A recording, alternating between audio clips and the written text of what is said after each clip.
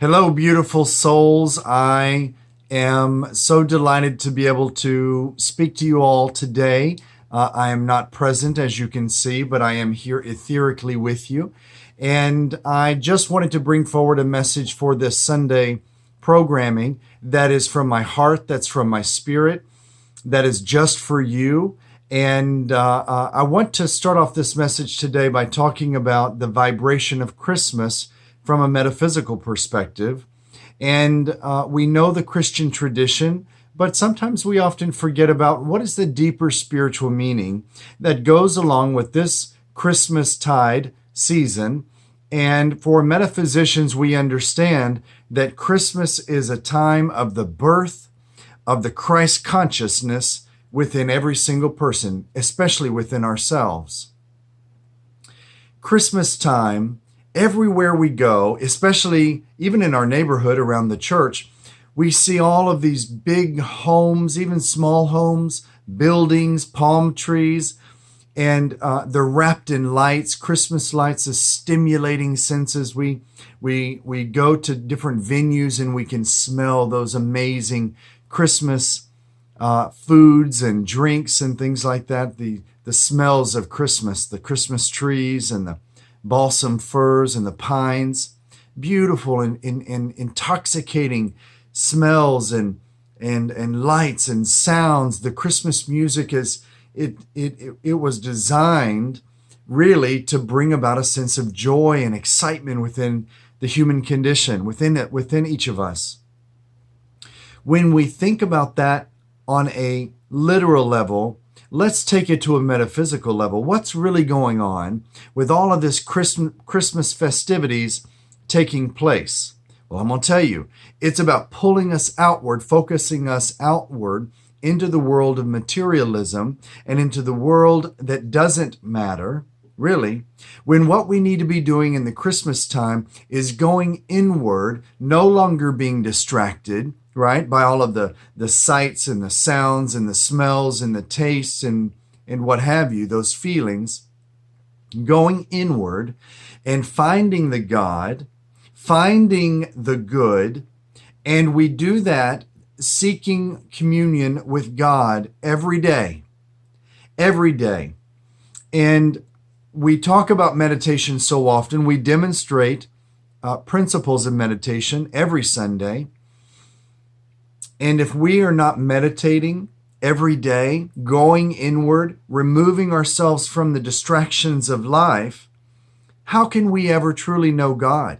How can we ever truly know the realm of the angelic beings? How can we ever truly know the realm of the spirit world of life that's all around us? And so when we go inward and we sit at the altar in the higher mind, here in the third eye, brow chakra. That's what some call the astral eye. That's where our psychic vision comes forward, right? How we connect with the world of spirit. And so when we sit in meditation, we are gifting ourselves. We are wrapping the present, if you will, the Christmas present of our greatest opportunity to align ourselves with the principle we call infinite intelligence, divine love, divine spirit, great spirit, Mother, Father, God, infinite intelligence. In that moment of alignment, remember, we are in at one-ment.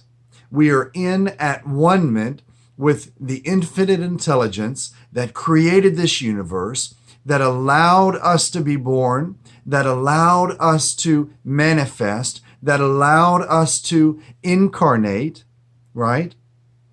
Our soul is here for a purpose. I say that so often. Our greater spirit, that is an infinite expression and the highest expression, truest expression of who we are as individuals in the world of spirit, in this universe, that greater spirit comes to earth into this human body in the vehicle we call the soul. The soul is like a shell, a car, if you will, that we step into as a greater spirit. A little aspect of ourselves steps into that soul. That soul is what animates And that's the soul is what gives life to the physical condition. The soul is what controls this body temple that we walk the earth in. And so this soul gives us life. And in many ways, we can even say the soul brings us light of life, right? We are light beings. We say that so often. And what is Christmas time but really about that Eastern star that the three magi, the three magicians, the three wise men, the three kings, however you wish to call them, we call them the three mediums, don't we? Because they truly were prophets. They were from Egypt and Persia and the Himalayas. And so those wise men understood that symbolic expression called the Eastern Star was really, from a metaphysical perspective, it wasn't necessarily a literal star in the sky that was moving for them to follow, but it's symbolic in the story that is taught as a parable, because that Eastern Star is our own inner awakening to our own spirituality. So talk about a Christmas gift, if you will, which is that enlightenment state that comes from daily meditation, daily going inward, daily not being distracted by everything around us, Christmassy and Hanukkah and Kwanzaa and lights and sound and action, right? So going inward is the greatest gift we could give ourselves every day. And speaking of gifts, so many of us feel obligated this time of the year to give gifts to our family and our neighbors, our friends, our coworkers, people we don't even like, but we are obligated to spend money on. Can I just say, we have personal responsibility, don't we? Our Declaration of Principle number 4 states, we believe in personal responsibility in that we create our own happiness or unhappiness as we live in harmony or discord with natural, physical, and spiritual laws. We are personally responsible.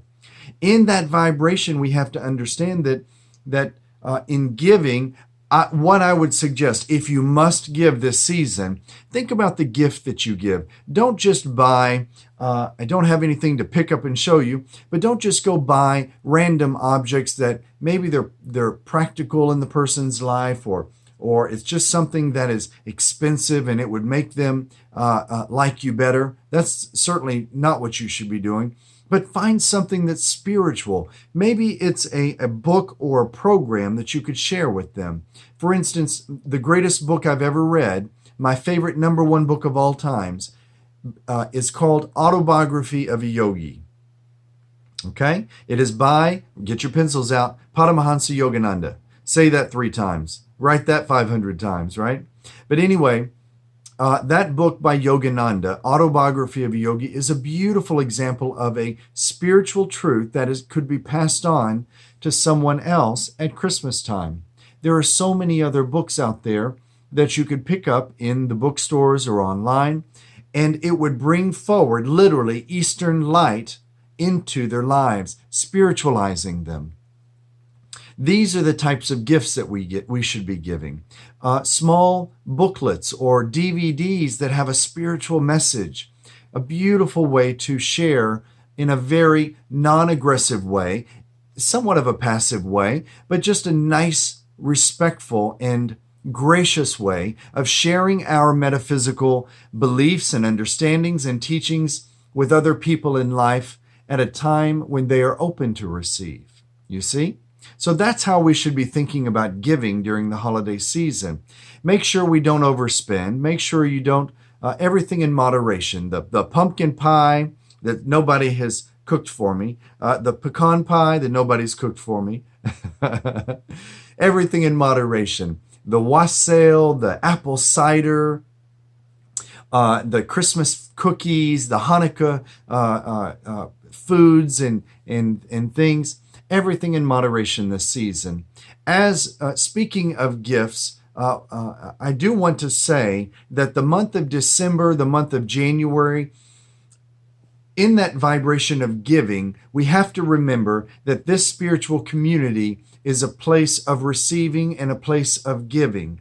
As we give, so we receive. As we sow, so shall we reap.